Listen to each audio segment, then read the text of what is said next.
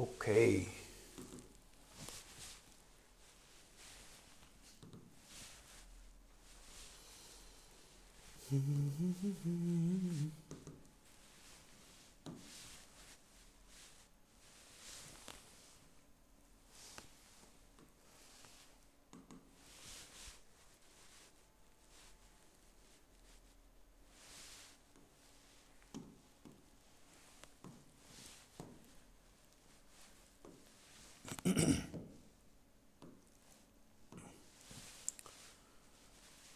Right.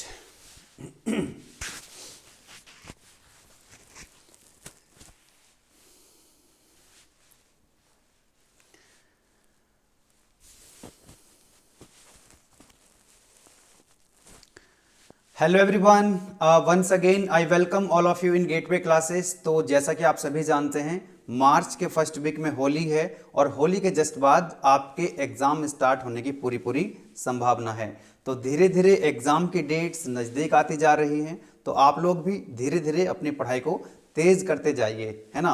Otherwise हुआ क्या, exam time में सिलेबस बहुत ज़्यादा इकट्ठा हो जाएगा और आप बिना बात के एक प्रेशर फील करेंगे, एग्जाम में आपको दिक्कत होगी, है ना। तो जरूरत है आपको अभी से थोड़ा थोड़ा पढ़ना स्टार्ट कर दीजिए। बहुत सारे स्टूडेंट्स ऑलरेडी अपनी पढ़ाई बहुत ही अच्छी तरीके से कर रहे हैं, लेकिन मैं जानता हूं अभी भी कुछ स्टूडेंट्स हैं जिन्होंने अपनी पढ़ाई को स्टार्ट नहीं किया है ना। किसी तरह की कोई दिक्कत, कोई परेशानी अगर आपको है तो गेटवे क्लासेस एप्लीकेशन के अंदर बीटेक फर्स्ट ईयर के ऑलमोस्ट सभी सब्जेक्ट्स, एक दो सब्जेक्ट बचे हुए हैं वो भी जल्दी आने वाले हैं। तो हर एक सब्जेक्ट के video lectures, PDF notes, topic wise, unit wise एकदम वेल ऑर्गेनाइज्ड मैनर में गेटवे क्लासेस एप्लीकेशन के अंदर चल रहे हैं। ठीक है, ऑलरेडी बहुत सारे स्टूडेंट्स एनरोल कर चुके हैं, बहुत बेहतरीन तरीके से अपने पढ़ाई को कर रहे हैं। तो आप लोग भी धीरे धीरे सिलेबस को कंप्लीट करते जाइए, धीरे धीरे सिलेबस को ख़त्म करते जाइए, ताकि जब एग्ज़ाम आए तो आपके पास किसी भी तरह का कोई प्रेशर ना हो। एक्चुअली सिंपल चीज़ें, बहुत सिंपल है, कुछ भी मुश्किल नहीं है। गेटवे क्लासेस आपके साथ है। आपको बस ध्यान थोड़ा सा इस बार ये रखना है, क्योंकि आपका अभी फर्स्ट सेमेस्टर है, आप बीटेक फर्स्ट ईयर के स्टूडेंट्स हैं, पहला सेमेस्टर है आपका, तो है ना। कोई भी चीज़ हो, कितनी भी सिंपल हो, जब हम पहली बार कर रहे होते हैं तो हमको एक्स्ट्रा केयर करनी होती है। किसी भी तरह की लापरवाही आपको इस बार नहीं बरतनी है। जब आपका एक सेमेस्टर हो जाएगा, आप सब कुछ सीख जाएंगे, आप गो थ्रू हो जाएंगे एग्जाम से। यूनिवर्सिटी एग्जाम में आप पहली बार बैठ रहे हैं, है ना। तो जब एक सेमेस्टर पूरा हो जाएगा तो आपको टाइम मैनेजमेंट आ जाएगा कि भाई यूनिवर्सिटी एग्जाम में 3 घंटे का जो पेपर होता है उसमें टाइम को कैसे मैनेज करना है, पूरा क्वेश्चन पेपर कैसे अटेम्प्ट करना है, आपका वे ऑफ रिप्रेजेंटेशन क्या होना चाहिए, ताकि आप मैक्सिमम मार्क्स स्कोर कर सकें। तो पहले सेमेस्टर को आप ध्यान से दीजिए, उसके बाद सेकंड सेमेस्टर ऑनवर्ड्स, एक सेमेस्टर के बाद आपको सारी चीज़ें समझ में आ जाएंगी। तो बिल्कुल भी आपको केयरलेस नहीं होना है, क्योंकि ये आपका फर्स्ट सेमेस्टर है। उसके बाद एंजॉय करना, कोई दिक्कत वाली बात नहीं है। वैसे तो अभी भी आप एंजॉय कर रहे हो, ठीक है। तो गेटवे क्लासेस एप्लीकेशन के अंदर बहुत सारे सब्जेक्ट चल रहे हैं। आप लोगों ने तैयारी स्टार्ट नहीं की है, जिन्होंने ऑलरेडी एप्लीकेशन के अंदर बहुत सारे स्टूडेंट्स ऑलरेडी पढ़ रहे हैं, आप लोगों ने भी तैयारी स्टार्ट नहीं करी। तैयारी जल्दी से स्टार्ट कर दीजिए, धीरे धीरे सिलेबस को खत्म करते जाइए, है ना। चलो स्टार्ट कर रहे हैं हम लोग आज का lecture. Fundamentals of mechanical engineering की हमारी चल रही है unit number 4, that is introduction to fluid mechanics and fluid machinery. इसके दो लेक्चर ऑलरेडी हो चुके हैं, जिसके अंदर हम लोगों ने फ्लूइड प्रॉपर्टीज की बात करी थी, like pressure, density, specific gravity, weight density क्या होता है। देन बहुत इंपॉर्टेंट टॉपिक था एक हमारा, that is dynamic viscosity, kinematic viscosity, Newton's law of viscosity, Newtonian and non Newtonian fluids, ideal fluid और रियल फ्लूइड। ये सारे टॉपिक्स हम लोग ऑलरेडी कवर कर चुके हैं। आज का भी बहुत ही इंपॉर्टेंट टॉपिक है और बहुत ही अच्छा टॉपिक है, और 10 नंबर में आने की पूरी पूरी संभावना है, क्योंकि आज का टॉपिक है हमारा पास्कल लॉ, है ना। तो 2 नंबर में कई बार आपसे पूछ लेगा पास्कल लॉ का स्टेटमेंट, है ना।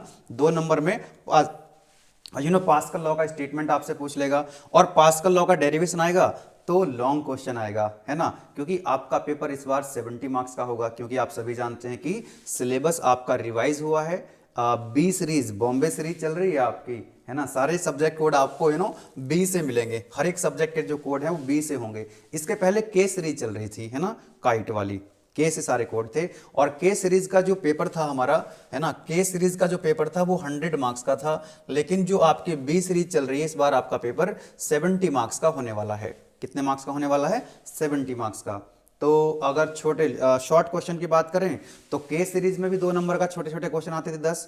इस बार उम्मीद है कि 2-2 नंबर के ही क्वेश्चन आएंगे, 7 आएंगे लेकिन 7, ठीक है, क्योंकि 70 मार्क्स का पेपर है।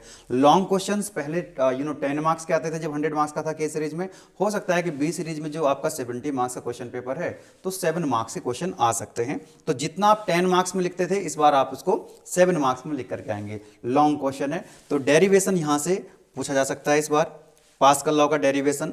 और तो आज का जो लेक्चर है पास्कल लॉ का स्टेटमेंट हम देखेंगे, डेरिवेशन ड्राइव करेंगे and what are the applications of Pascal law, और पास्कल लॉ के ऊपर एक छोटा सा न्यूमेरिकल प्रॉब्लम भी डिस्कस करेंगे आज के लेक्चर में। मैं आपको एक बार सिलेबस दिखा देता हूं, है ना, क्योंकि सिलेबस को देखना इसलिए इंपॉर्टेंट होता है ताकि आप भटक ना जाएं कहीं। सिलेबस को ध्यान में रखकर ही आपको पढ़ना है। और गेटवे क्लासेस एप्लीकेशन के अंदर जो भी कंटेंट आपको हम प्रोवाइड करा रहे हैं, अलग अलग फैकल्टी हैं अलग अलग सब्जेक्ट की, ठीक है ना, तो वीडियो लेक्चर्स हों चाहे हमारे पीडीएफ नोट्स हों, जो भी कंटेंट आपको मिल रहा है, जो सिलेबस रिवाइज हुआ है, नया सिलेबस अपडेट हुआ है एकेटीवी के द्वारा, उसी सिलेबस के हिसाब से आपको हर एक चीज प्रोवाइड करी जा रही है। सिलेबस तो ये देख लीजिए, यहाँ पर ये सिलेबस है यूनिट नंबर 3 का, जिसके अंदर हम ये टॉपिक ऑलरेडी पढ़ चुके हैं। इसमें ये टॉपिक हमारा बचा हुआ है पास्कल लॉ। तो आज हम पास्कल लॉ की बात करेंगे और नेक्स्ट लेक्चर में हम बात करेंगे कॉन्टिन्यूटी इक्वेशन की। उसके बाद हम 2 लेक्चर लेंगे इस वाले पार्ट के लिए, जिसमें हम हाइड्रोलिक मशीन्स पढ़ रहे होंगे, हाइड्रोलिक टर्बाइन और हाइड्रोलिक पंप, ठीक है। बहुत ही सिंपल तरीके से हम इस सब्जेक्ट को लेकर के चल रहे हैं, कोई दिक्कत वाली बात नहीं है। चलो स्टार्ट कर दिया जाए, काफ़ी बातें हो गई आज, मैंने काफ़ी ज्ञान बांट दिया आप लोगों को, है ना। आप बोल रहे होंगे सर क्लास स्टार्ट करो, बहुत ज्ञान पी लिया आपने, हैं चलो ठीक है। एनीवेज, तो पास्कल लॉ का पहले स्टेटमेंट देख लेते हैं। 2 नंबर में हो सकता है पास्कल लॉ का स्टेटमेंट आपको एग्जाम में मिले लिखा हुआ। अगर मान लीजिए 10 नंबर लॉन्ग क्वेश्चन अगर आएगा पास्कल लॉ का डेरिवेशन, तब भी आपको स्टेटमेंट तो लिखना ही है, स्टेटमेंट तो लिख करके आना ही है और आएगा। पास्कल लॉ का डेरिवेशन आएगा इस बार, ठीक है ना। चलो, तो कह रहा है पास्कल लॉ का स्टेटमेंट क्या बोलता है आपको, तो प्रेशर एट ए पॉइंट, है ना, pressure at A point in a fluid at rest, है ना, is same in all the directions. मतलब ये कह रहा है कि भाई अगर मान लीजिए कोई फ्लूइड रेस्ट में है, एक कंटेनर है, इसके अंदर ये मान लीजिए फ्लूइड भरा हुआ है और ये फ्लूइड रेस्ट में है, और मैं आपको बता चुका हूं ऑलरेडी फ्लूइड का मतलब क्या होता है। फ्लूइड का मतलब है या तो वो लिक्विड है या वो गैस है, यस और नो। अब मान लीजिए यहां पर ये कोई पॉइंट है, यहां पर मान लीजिए ये कोई पॉइंट है, पॉइंट ए, इस डायरेक्शन में ये एक्स डायरेक्शन है तो कितना प्रेशर होगा पी एक्स, वाई डायरेक्शन में कितना प्रेशर होगा पी वाई, और जेड डायरेक्शन में कितना प्रेशर होगा पी जेड। तो ये पास्कल लॉ ने क्या बोला कि प्रेशर एट ए पॉइंट, मान लो ये पॉइंट ए है, तो पॉइंट ए पर जो प्रेशर होगा, प्रेशर की जो इंटेंसिटी होगी वो हर डायरेक्शन में क्या होगी, सेम होगी। Pressure at A point in a fluid at rest, लेकिन फ्लूइड क्या होना चाहिए, रेस्ट में होना चाहिए। तो फ्लूइड अगर रेस्ट में है तो प्रेशर की इंटेंसिटी पॉइंट पर, किसी पॉइंट पर प्रेशर की इंटेंसिटी क्या होगी, हर डायरेक्शन में सेम होगी, यानी कि पी एक्स पी वाई और पी जेड क्या होने वाले हैं, बराबर। पी एक्स की वैल्यू पी वाई के बराबर होगी and that is equal to P Z. इसी तरह से अगर आप कहना चाहें तो आप ये कह सकते हैं कि मान लो एक और पॉइंट है, इसी रेस्ट, फ्लूइड है रेस्ट में है, एक पॉइंट और है बी, तो इधर प्रेशर हो जाएगा पी एक्स, इधर हो जाएगा पी वाई, इधर हो जाएगा पी जेड। तो ये एक पॉइंट था, ये एक पॉइंट है, इस पॉइंट पर भी क्या होगा, बी पॉइंट पर भी पी एक्स पी वाई और पी जेड, यानी कि हर डायरेक्शन में जो प्रेशर की इंटेंसिटी है दैट विल रिमेन्स कांस्टेंट। बताइए कोई दिक्कत है इसमें, एनी प्रॉब्लम। तो अगर पास्कल लॉ का स्टेटमेंट आता है तो क्या लिखने वाले हो आप लोग, एक लाइन लिखेंगे, ऐसा समझा भी सकते हैं, अच्छा लगता है ऐसा समझा दीजिएगा। तो बोलोगे आप, the pressure at A point in a fluid at rest is same in all the directions. आगे चलें, अच्छा साथ में अगर एप्लीकेशंस भी लिख दें तो कितना अच्छा लगेगा, बोलो यस और नो। तो बहुत ही अच्छा, पास्कल लॉ बहुत ही शानदार लॉ है, आपको डेली लाइफ में अगर आप देखेंगे तो इसके अच्छे अच्छे एप्लीकेशंस आपको मिल जाएंगे। जैसे पास्कल लॉ के एप्लीकेशंस की अगर आप बात करें, हाइड्रोलिक लिफ्ट, आप यूज करते हो हाइड्रोलिक लिफ्ट को, ठीक है, हाइड्रोलिक जैक्स, हाइड्रोलिक ब्रेक्स, है ना, and hydraulic pumps, these are some examples of Pascal law. आप जाते हो ना गैराज में अपनी कार लेकर के, और वो जब उसको वॉश करता है तो वो क्या होता है आपका हाइड्रोलिक हाइड्रोलिक जैक मतलब आप थोड़ा सा फोर्स लगाते हो और एक हैवी वेट को आप लिफ्ट कर पाते हो। That is the beauty of Pascal law. अभी मैं न्यूमेरिकल में आपको दिखाऊंगा डेटा के साथ, है ना। आप लगाओगे थोड़ा सा फोर्स, 2 किलो न्यूटन का फोर्स लगाओगे और 2000 किलो न्यूटन का लोड जो है वो लिफ्ट कर पाओगे। तो that is the beauty of Pascal law कि हम थोड़ा सा फोर्स लगाते हैं और हैवी वेट को लिफ्ट कर पाते हैं। चलो अब बात करेंगे काम की, बात करेंगे डेरिवेशन की कि पास्कल लॉ का डेरिवेशन कैसे डिराइव करें। तो इसके लिए क्या करेंगे हम लोग, पास्कल लॉ के डेरिवेशन को डिराइव करने के लिए my dear students, let us consider a wedge shape fluid element whose thickness is unity. एक एक फ्लूइड एलिमेंट यहां पर हम कंसीडर कर रहे हैं लाइक दिस। तो ये आपका एक फ्लूइड एलिमेंट हमने कंसीडर कर लिया है। आप सभी जानते हैं ये डायरेक्शन कौन सी होगी, x, और ये कौन सी होगी, y। तो ये क्या हम इस डायमेंशन को मान सकते हैं dx। भाई ये x डायरेक्शन होती है ना, बोलो यस और नो। ये होगी आपकी x डायरेक्शन और ये होगी आपकी y डायरेक्शन। तो ये डिस्टेंस कितनी होगी dx और ये डिस्टेंस कितनी मान लेंगे यहाँ पर, दिस इज dy। और इसको ही मान लेते हैं, इसको मान लेते हैं ds। बोलो यस और नो। तो वेज शेप का एक फ्लूइड एलिमेंट हमने कंसिडर कर लिया, ये डायमेंशन dx, ये डायमेंशन dy, और इसको हमने हाइपोटेनस को मान लिया ds। बोलो यस और नो। और इस एंगल को मान लेते हैं थीटा, इस एंगल को मान लेते हैं थीटा। बहुत बढ़िया, चलो आगे बढ़ें। बहुत ही सिंपल तरीके से इसको हम डेरिवेशन को ड्राइव कर ले जाएंगे, बहुत ही बेसिक है। चलो जी, अब एक बात बताओ, ये जो फ्लूइड एलिमेंट है इस अच्छा इसकी थिकनेस कितनी मान ली हमने, यूनिट ध्यान रखना, इसकी थिकनेस कितनी मान रखी है हमने, यूनिटी यानी कि 1, ध्यान दीजिएगा। यस अब मुझे एक बात बताओ, ये जो आपका यहाँ पर ये जो आपका प्लेन है, यहाँ पर क्या लग रहा होगा, एक फोर्स लगेगा कि नहीं लगेगा, यस और no. Yes my dear students, तो यहाँ पर आप इसको दिखा दीजिए, ये कौन सी डायरेक्शन है, y, ये कौन सी डायरेक्शन है, x। तो x डायरेक्शन में कितना फोर्स लगेगा यहाँ पे लिख देते हैं, या कितना प्रेशर लगेगा, बात एक ये है ना। यहाँ पर एक फोर्स लगेगा, प्रेशर लगेगा, यहाँ पर भी एक प्रेशर लगेगा y डायरेक्शन में, और इसके नॉर्मल यहाँ पे लगेगा। आप तो सभी जानते हैं ना कि भाई प्रेशर जो है that is normal force upon area. Pressure हमेशा सरफेस के नॉर्मल लगता है एंड टूवर्ड्स द सरफेस लगता है। जैसे हमारी बॉडी का जो सरफेस है इस पर भी क्या लगा हुआ है, एटमॉस्फेरिक प्रेशर, तो क्या रहेगा, हमेशा नॉर्मल रहेगा एंड टूवर्ड्स द सरफेस रहेगा। प्रेशर हमेशा नॉर्मल टू द सरफेस होता है एंड टुवर्ड्स द सरफेस होता है। तो यहाँ पर देखो नॉर्मल फोर्स है, नॉर्मल प्रेशर है, यहाँ पे देख सकते हैं। तो ये कौन सी डायरेक्शन है, x, तो ये होगा प्रेशर कितना, px, है ना। ये है y डायरेक्शन, वर्टिकल, है ना, मैंने बताया था ना अभी आपको, ये x है और ये y है। तो x डायरेक्शन में कितना प्रेशर है, px, y डायरेक्शन में कितना प्रेशर है, py। बोलो यस और no, are you getting my point. और यहाँ पर मान लेते हैं प्रेशर जो है, ये जो नॉर्मल प्रेशर यहाँ पर लगा हुआ हाइपोटेनस पे, इसको मान लेते हैं P, है ना, P मान सकते हैं, PS मान सकते हैं, कोई दिक्कत वाली बात नहीं है। ओके नाउ अच्छा एक बात बताओ, इस प्रेशर की वजह से क्या फोर्स लगेगा कि नहीं लगेगा, और कितना फोर्स होगा। भाई आप सभी जानते हैं, हम पढ़ा चुके हैं ऑलरेडी आपको, प्रेशर होता है आपका फोर्स अपॉन एरिया।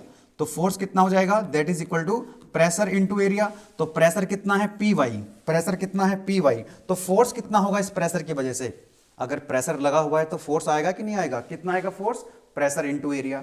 तो प्रेशर तो ये है, तो यानी कि वाई डायरेक्शन में, वाई डायरेक्शन में एफ वाई, फोर्स कितना आएगा वाई डायरेक्शन में, प्रेशर इनटू एरिया। अच्छा इसका एरिया कितना होगा, इसका एरिया कितना होगा, dx into this one, thickness है ना, dx तो ये डायमेंशन हो गई और इसकी थिकनेस कितनी है 1। तो मैं यहाँ पे डायरेक्ट लिख दूं क्या, आप अगर अलाउ करें मुझे तो मैं इसको डायरेक्ट लिख सकता हूँ, बिल्कुल। कितना आ जाएगा, P Y into D X into 1, ये क्या हो गया, इसका एरिया हो गया। तो प्रेशर इंटू एरिया, तो ये वाई डायरेक्शन में फोर्स आ गया। इसी तरह से एक्स डायरेक्शन में कितना फोर्स आएगा, है ना, ये कितना एरिया आ जाएगा, ये तो हो गया प्रेशर इस डायरेक्शन में, और ये कितने डायमेंशन, डी वाई, और डी वाई इंटू 1, इसकी थिकनेस 1 है, तो इसमें आप मल्टीप्लाई करो डी वाई से इंटू 1 से, तो ये आपको मिल जाएगा फोर्स इन एक्स डायरेक्शन। बोलो यस और नो, बहुत बढ़िया। अच्छा ये वाला कितना फोर्स आएगा, ये प्रेशर कितना है P, ये एरिया कितना होगा ds इंटू 1, तो इसमें मल्टीप्लाई करो ds इंटू 1, तो ये वाला फोर्स हो गया। अब एक काम कर लेते हैं, क्योंकि आप सभी जानते हैं, आप सभी जानते हैं क्योंकि फ्लूइड रेस्ट में है, फ्लूइड रेस्ट में है तो इसका हम फ्री बॉडी डायग्राम बनाएंगे, मतलब कहने का ये है कि इस फ्लूइड एलिमेंट के ऊपर जो फोर्सेस लगे होंगे उनका एल्जेब्रिक सम कितना होना चाहिए, 0। तभी तो ये क्या रह पाएगा, तभी तो ये किस में रह पाएगा, रेस्ट में, मतलब इक्विलिब्रियम में रह पाएगा। यूनिट 1 में हम पढ़ चुके हैं फ्री बॉडी डायग्राम, ठीक है। और इसकी इक्वेशंस क्या लिखेंगे हम लोग, algebraic sum of horizontal direction में, यानी हॉरिजॉन्टल एक्स डायरेक्शन है यहाँ पे, तो एक्स डायरेक्शन में जो एल्जेब्रिक सम होगा वो 0 के बराबर होगा। इसी तरह से हम क्या लिखेंगे, algebraic sum of forces in Y direction बराबर होना चाहिए, 0 होना चाहिए इन दोनों का। Algebraic sum of forces in X direction in Y direction आपको 0 कर देना है। आपका जो फ्लूइड एलिमेंट है वो क्या है, इक्विलिब्रियम में रहेगा। बस ये काम आपको करना है। तो एक बात बताओ, ये वाला फोर्स है वर्टिकल डायरेक्शन में, कोई दिक्कत नहीं है। ये वाला फोर्स है एक्स डायरेक्शन में, कोई दिक्कत नहीं है। लेकिन ये वाला जो फोर्स है ना, P इंटू डी एस, ये ना तो हॉरिजॉन्टल डायरेक्शन में है और ना ही ये वर्टिकल डायरेक्शन में है। तो इसको रिजॉल्व करना पड़ेगा। फोर्स को रिजॉल्व करना भी मैंने आपको सिखा रखा है यूनिट नंबर 1 में। तो चलो इसको रिजॉल्व करो पहले जरा। इस फोर्स को रिजॉल्व करोगे तो इसके दो कंपोनेंट आएंगे। कौन सी डायरेक्शन में करोगे, एक्स और वाई में रिजॉल्व कर लेते हैं इसको, एक्स और वाई में रिजॉल्व कर लेते हैं। तो इसका एक कंपोनेंट तो आ जाएगा ये वाला, एक second, let me change the colour, okay, green colour से इसके कंपोनेंट लेते हैं, है ना। तो ये एक आ जाएगा आपका हॉरिजॉन्टल डायरेक्शन में, बोलो यस और no. Yes my dear students, एक तो हॉरिजॉन्टल डायरेक्शन में आएगा इसका कंपोनेंट और एक ये वाला कंपोनेंट आ जाएगा, बोलो यस और no. Yes my dear students. अच्छा एंगल की बात करें, एंगल की बात करें तो ये एंगल कितना था आपका, थीटा, तो ये एंगल भी कितना होगा, थीटा, बोलो यस और नो, क्योंकि ये कितना है, नॉर्मल है ना। तो जब ये एंगल थीटा होगा तो ये कितना होगा, दैट इज 90 माइनस थीटा, तो ये एंगल कितना हो जाएगा, थीटा। इसमें कोई डाउट होना नहीं चाहिए। तो हमारे दो कंपोनेंट आ गए, है ना। ये P इंटू डी एस है ना, तो ये कंपोनेंट कितना हो जाएगा, ये क्योंकि एंगल थीटा है तो ये हो जाएगा P D S cos theta. बहुत ही धीरे धीरे समझा रहा हूं आपको। किसी को लगता है कि स्पीड कम है तो भाई साहब ऑप्शन है आपके पास, एप्लीकेशन के अंदर भी है, यूट्यूब के अंदर भी है। 1.5 देखो, 2 देखो, कोई दिक्कत वाली बात नहीं है ना। चलो ये हो गया आपका, इसका ये वाला कंपोनेंट ले रहे हैं हम, P इंटू डी एस, ये फोर्स है, इसका एक कंपोनेंट आ जाएगा ये वाला P into D S cos theta, ये इसकी डायरेक्शन हो जाएगी। और इसका दूसरा कंपोनेंट कौन सा आएगा, P into D S into sine theta, ये डायरेक्शन हो जाएगी इसकी ये वाली, ठीक है जी, बोलो यस और नो। तो अब आपको इस पे फोकस नहीं करना है। इसके दो कंपोनेंट हमने ले लिए, एक एक्स डायरेक्शन में P into D S cos theta, दूसरा हो गया वर्टिकल वाई डायरेक्शन में P into D S sine theta downward. ये दो कंपोनेंट पे आपको फोकस करना है। चलो अब एक काम करते हैं, तो एल्जेब्रिक सम ऑफ फोर्सेस पहले हम एक्स डायरेक्शन में लिख लेते हैं, बोलो यस और नो। तो लिखेंगे यहां पर algebraic sum of forces in X direction must be equal to 0। तो इधर की तरफ जो फोर्स लगे होंगे राइट टुवर्ड्स राइट, उनको हम लिख लेंगे पॉजिटिव, है ना। और जो इधर की तरफ होंगे टुवर्ड्स लेफ्ट, उनको हम लिख लेंगे नेगेटिव। और इनका एल्जेब्रिक सम किसके बराबर हो जाएगा, 0 के। करो। अच्छा देखो यहां पर कितने फोर्स हैं एक्स डायरेक्शन में, ये तो वाई में है, ये वाई में है। एक तो ये है आपका P इंटू डी एस, इधर की तरफ है तो माइनस आएगा, और ये उधर की तरफ है राइट टुवर्ड्स राइट तो प्लस आएगा। कितना फोर्स है, पी एक्स डी वाई, लिखेंगे यहां पर पी एक्स डी वाई, है ना। 1 को छोड़ देते हैं, ये तो हो गया प्लस, और ये इधर की तरफ है तो ये हो जाएगा माइनस। कितना है, P इंटू डी एस, बहुत बढ़िया, into what, that is D S cos theta equal to 0, okay right. तो यहां से हम क्या लिख सकते हैं इसको, P X D Y equal to P into D S cos theta. चलो एक काम और करो, ये आप एक काम और करते हैं इसमें, इस फ्लूइड एलिमेंट को एक बार मैं नीचे फिर बना लेता हूं ताकि थोड़ा कंजेस्टेड ना हो ऊपर। आप सभी देख पा रहे हैं इसको अभी। ये एंगल कितना है, this angle is theta, this is D X and this is D Y and this is D S, है ना। D Y D S and this is what, D S, बोलो यस और नो। आप सभी जानते हैं इस बात को कि ये क्या है आपका, दिस इज एंगल, एंगल के सामने क्या होता है, that is perpendicular, and this is what, base, and this is hypotenuse. क्या आप मुझे बता सकते हैं यहां से साइन थीटा कितना होगा, सभी जानते हैं that is perpendicular upon hypotenuse. तो कितना हो जाएगा sine theta, D X upon D S, D X upon ds। Okay, तो यहां से हम क्या लिख सकते हैं, dx is equal to ds sine theta. बोलो यस और नो, बात समझ में आई। इसी तरह से आप मुझे बता सकते हैं यहां से cos थीटा कितना होगा। cos थीटा क्या होता है, तब बेस अपॉन हाइपोटेनियस, बेस कितना है dy, हाइपोटेनियस कितना है ds, तो ये हो जाएगा आपका dy अपॉन ds। ओके, तो यहां से dy क्या हो जाएगा, dy क्या हो जाएगा ds cos थीटा। बोलो यस और नो, तो ds cos थीटा को देखो यहां पे ये क्या लिखा हुआ है, this is ds cos theta, तो ds cos थीटा को मैं dy लिख सकता हूं क्या, यस और नो, बिल्कुल। तो यहां पे आप लिखेंगे px है इंटू dy है equal to p into ds cos theta को उस ट्रायंगल से, उस राइट एंगल ट्रायंगल से हम क्या लिख सकते हैं, dy लिख सकते हैं। और यहां पर आप देख पा रहे हैं dy से dy खत्म, तो ये हो गया आपका px is equal to p, है ना। इसको बोल देते हैं equation number 1। This is your equation number 1।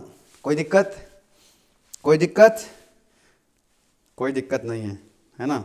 दिक्कत होगी तो चैट बॉक्स में लिख देना, रिप्लाई कर देंगे आपको, ठीक है। हमने करना क्या था बेसिकली, पास्कल लॉ क्या बोल रहा था, पास्कल लॉ ने बोला था कि भाई किसी भी पॉइंट पर प्रेशर की इंटेंसिटी हर डायरेक्शन में सेम होती है, मतलब यही तो प्रूफ करना था, px py pz हर डायरेक्शन प्रेशर सेम है। तो यहां पर आप देखेंगे हमारे पास एक इक्वेशन आ गई, जो px की वैल्यू है वो p के बराबर है, px की वैल्यू किसके बराबर है, p के बराबर है। और हम ये प्रूफ कर देंगे अभी अगले 2 मिनट के अंदर कि p की वैल्यू py के बराबर भी होगी। तो इसका मतलब अभी हमारे पास p की वैल्यू किसके बराबर है, px के, अभी हम ये प्रूफ करने वाले हैं कि p की वैल्यू py के बराबर है, तो px py के बराबर हो जाएंगे। इसी तरह से आप कह सकते हो कि p की वैल्यू pz के बराबर भी आएगी, अगर 3 डायमेंशन में अगर हम फ्लूइड एलिमेंट कंसिडर कर रहे हैं, तो इसका मतलब px py और pz बराबर हैं, प्रूफ हो जाएंगे, है ना। 10 नंबर की बात है, आराम से प्रूफ करेंगे, ठीक है।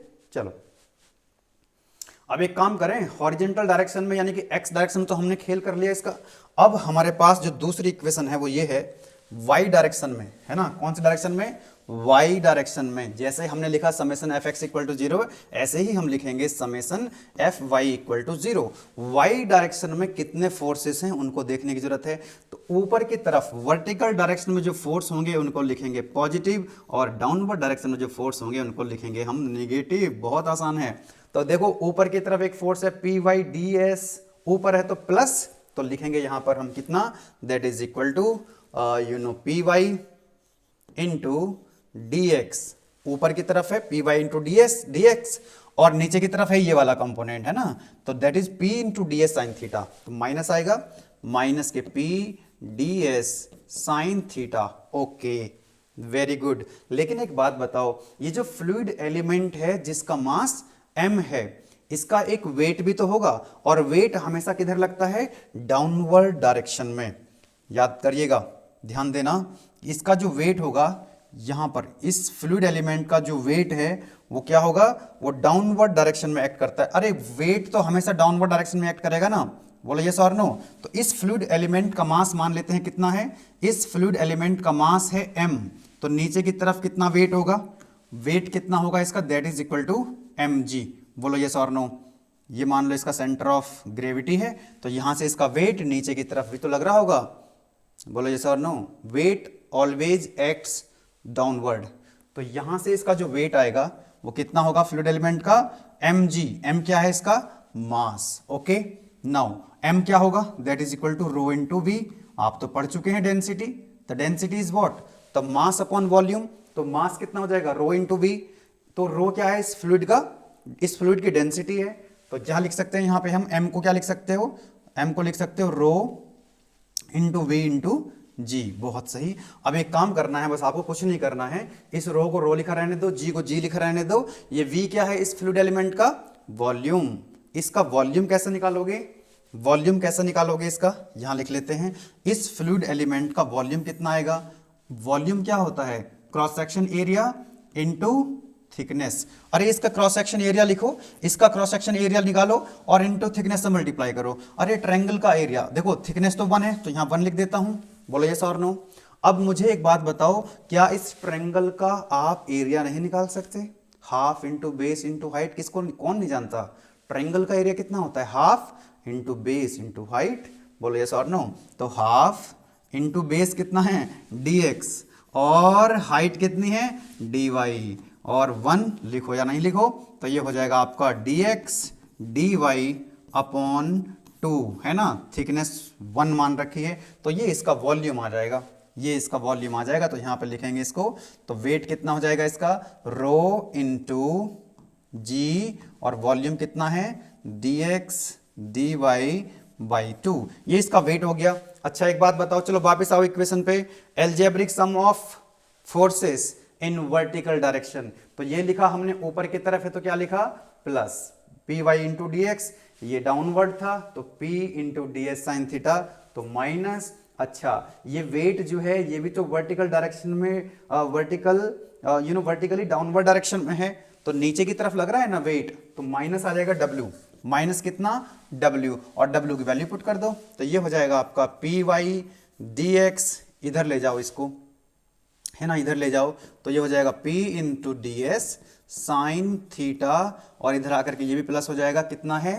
रो जी d x D y by 2। अब ध्यान देना, यहाँ पे ध्यान दीजिएगा, ध्यान देने वाली बात ये है, क्योंकि ये जो dx और dy है ना भाई, dx बहुत छोटी क्वांटिटी होती है, dx है ना, जब आप लिखते हो ना इस तरह से किसी भी क्वांटिटी को, dx dy dz, ये बहुत छोटी क्वांटिटी होती है, और जब आप dx में dy से मल्टीप्लाई करोगे, यानी कि छोटी सी क्वांटिटी में छोटी सी क्वांटिटी से मल्टीप्लाई करोगे, वो और छोटी हो जाएगी, और फिर 2 से डिवाइड भी करोगे। देखो dx इंटू डी वाई, दिख रहा है आपको, ये छोटा छोटा बन गया थोड़ा सा, है ना, dx इंटू डी वाई, है ना, dx इंटू डी वाई, अरे dx इंटू डी वाई का जो प्रोडक्ट आएगा बहुत छोटा आएगा, फिर 2 से और डिवाइड कर रहे हो और छोटा हो जाएगा, तो मतलब इसको आप निगलेक्ट कर सकते हो, मतलब आप निगलेक्ट कर सकते हो। ऐसी कहीं भी टर्म आपको मिलेगी ना इंजीनियरिंग में, है ना, बीटेक तक तो यही है, एमटेक तक भी यही है, कभी रिसर्च वगैरह करना जाओगे तो बात अलग है,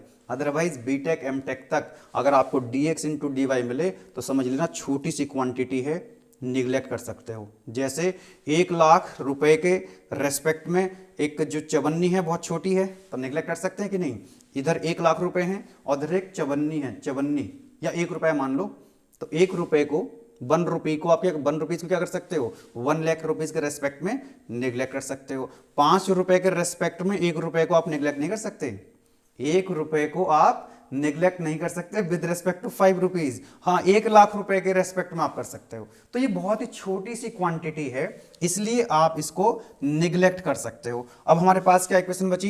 P Y D X is equal to P into D S sine theta. चलो, और डी एस साइन थीटा को क्या लिख सकते हो? यहां से देखो मैं पहले लिख चुका हूं, डी एस साइन थीटा क्या है?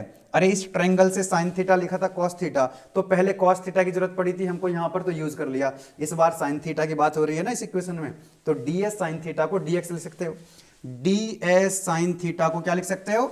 डी एक्स, तो लिखोगे यहां से P Y D X is equal to P into D X. Okay, तो यहां से देखो कुछ आपको डी एक्स से डी एक्स गया कि नहीं गया, तो यहां से क्या मिल गया आपको? P Y is equal to P, ये आ गई आपकी इक्वेशन नंबर 2। बोलो यस और नो। तो इक्वेशन नंबर 1 क्या आई थी आपके पास? What is your equation number 1?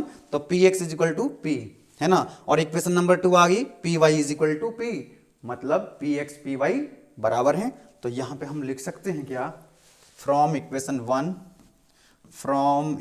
1 and equation 2, है ना, इक्वेशन 1 इक्वेशन 2 से हम लिख सकते हैं पी एक्स की वैल्यू पी वाई के बराबर है ना। यही तो प्रूफ करना था हमको, यही तो प्रूफ करना था कि भाई प्रेशर की इंटेंसिटी हर डायरेक्शन में सेम होती है। अब आप इसको क्या करो, अब आप जैसे यहां पर हमने एक्स और वाई डायरेक्शन ली है, इसी तरह से आप वाई जेड ले सकते हो, जेड एक्स ले सकते हो, यस और नो। तो फाइनली आपके पास जो रिजल्ट आएगा, क्या यह रिजल्ट आएगा? P X equal to P Y equal to P Z. अगर फ्लूइड आपका रेस्ट में है तो प्रेशर की इंटेंसिटी हर डायरेक्शन में क्या हो जाएगी? सेम हो जाएगी। यही पास्कल कहता है, पास्कल का लॉ यही कहता है ना। तो यही हमको प्रूफ करना था, यही हमको प्रूफ करना था। तो यहां पर एक काम करते हैं, स्टार लगा देते हैं, इंपॉर्टेंट है क्योंकि ये 10 नंबर में आपसे क्वेश्चन पूछा जा सकता है। कितने मार्क्स में? 10 मार्क्स में। डेरिवेशन तो बहुत ही शानदार तरीके से, बहुत ही सिंपल, कुछ भी नहीं करा हमने, एकदम बेसिक चीज़ें हमको पता थी सारी, बस उनको अप्लाई कर दिया है यहाँ पे, कोई दिक्कत नहीं है। चलें आगे बढ़ा जाए। चलो एक छोटा सा क्वेश्चन कर लेते हैं पास्कल लॉ के ऊपर। तो कह रहा कार का एक वेट दिया हुआ है आपको कितना, that is equal to 16,000 newton and plunger area 50 centimetre square and ram का एरिया कितना है 4,000 centimetre square. What is the input force F1। मतलब कह रहा है कि ऐसा करके कुछ अरेंजमेंट होता है पास्कल लॉ का।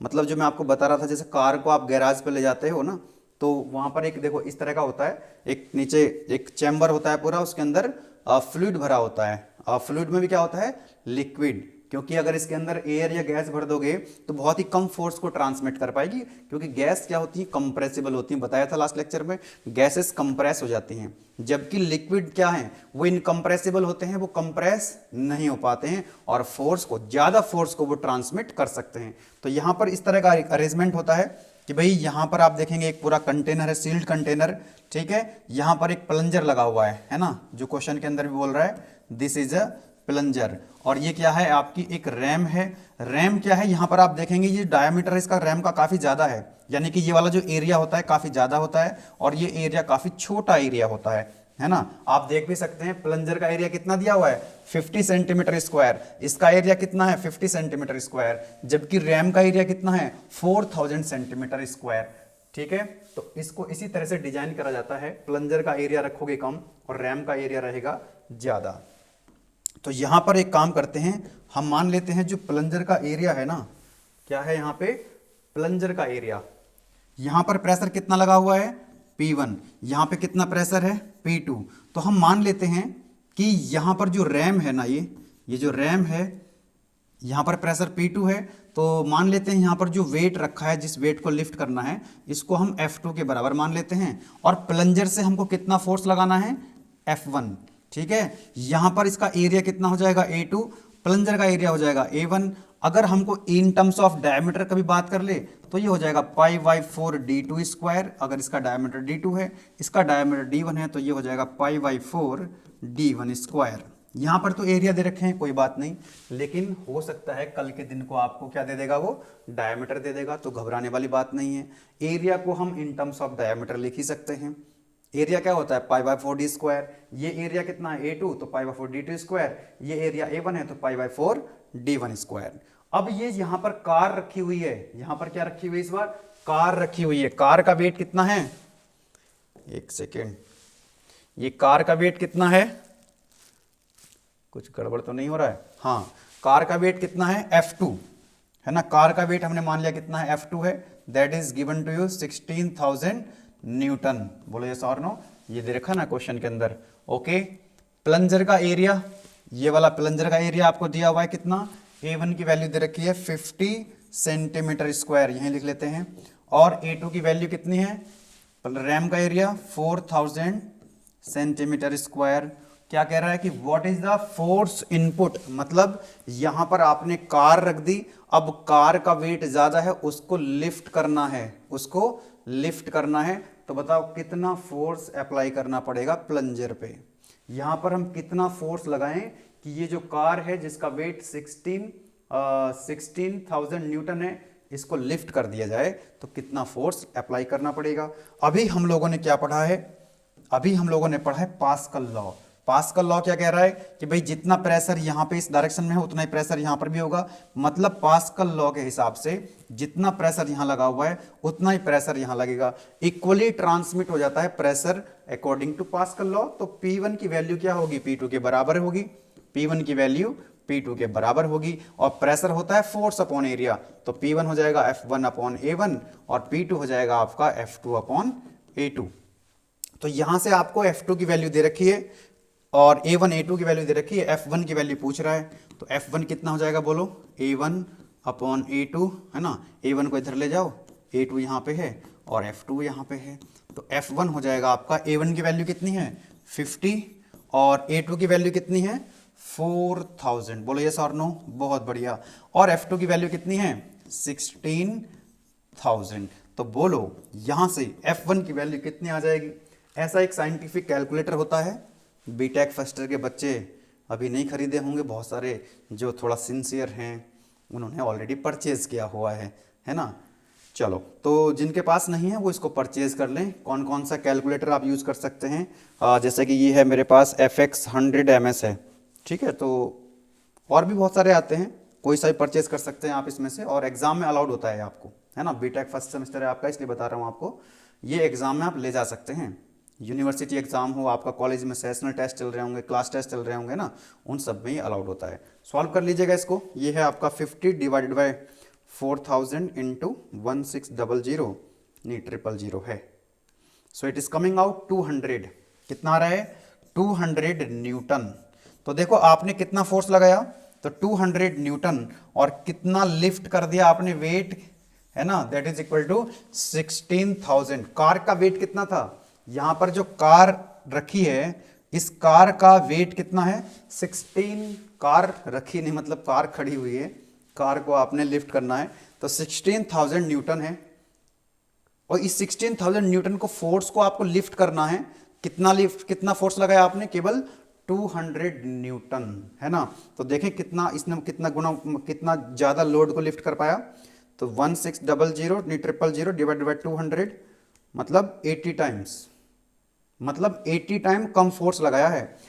इतना वेट लिफ्ट करना था कार का 16,000, है ना, और कितना फोर्स लगाना पड़ा हमको? केवल 200 न्यूटन।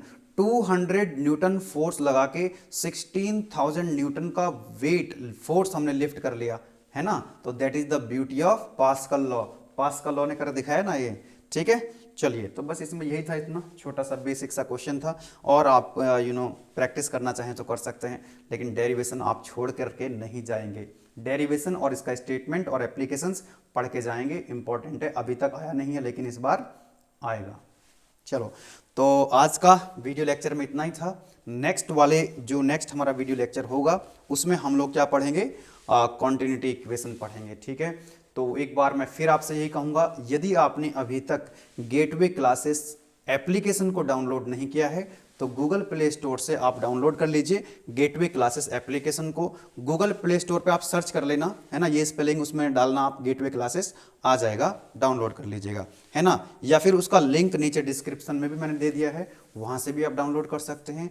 गेटवे क्लासेस एप्लीकेशन के अंदर बीटेक फर्स्ट ईयर के मोस्ट ऑफ द सब्जेक्ट्स आ चुके हैं, रनिंग में हैं, जैसे fundamentals of mechanical engineering YouTube में भी चल रहा है, अभी आप यूट्यूब में देख रहे होंगे, और एप्लीकेशन के अंदर भी ये चल रहा है। इसके अलावा engineering chemistry, fundamentals of electrical engineering, engineering mathematics and electronics engineering application के अंदर बहुत ही शानदार तरीके से हमारे कोर्सेज चल रहे हैं। एज पर न्यू सिलेबस पूरा कंटेंट आपको मिल रहा है, एंड सभी सब्जेक्ट्स का जो सिलेबस है, 2 सब्जेक्ट का सिलेबस हमारा जनवरी लास्ट तक कंप्लीट हो रहा है, और 2 सब्जेक्ट का हमारा फेब के फर्स्ट वीक में कंप्लीट हो रहा है। तो फेब के फर्स्ट वीक में कंप्लीट होने के बाद भी आपके पास 1 से 1.25 महीना रिवीजन का मिल जाएगा। 1-2 कोर्स और हैं जिनमें से एक कोर्स की बहुत ज़बरदस्त तरीके से डिमांड आ रही है, हम लोग खुद प्रेशर में हैं कि उसको जल्दी से जल्दी लॉन्च करा जाए, लेकिन क्वालिटी के साथ समझौता नहीं कर सकते ना। ऐसी फैकल्टी आपको मिलेगी, कोई दिक्कत आपको नहीं आएगी, है ना। तो हमारी कोशिश जारी है, और इस बार फिजिक्स की बारी है, जल्दी लॉन्च करेंगे, है ना। बहुत सारे बच्चों के मैसेज आ रहे थे, मैंने उनको डेट बता भी दी है कि किस डेट में हम उसको लॉन्च करने जा रहे हैं। तो चलिए फिर मिलते हैं नेक्स्ट वीडियो लेक्चर में, तब तक आप अपनी पढ़ाई को करते रहिए। Wish you very all the best. Thank you very much.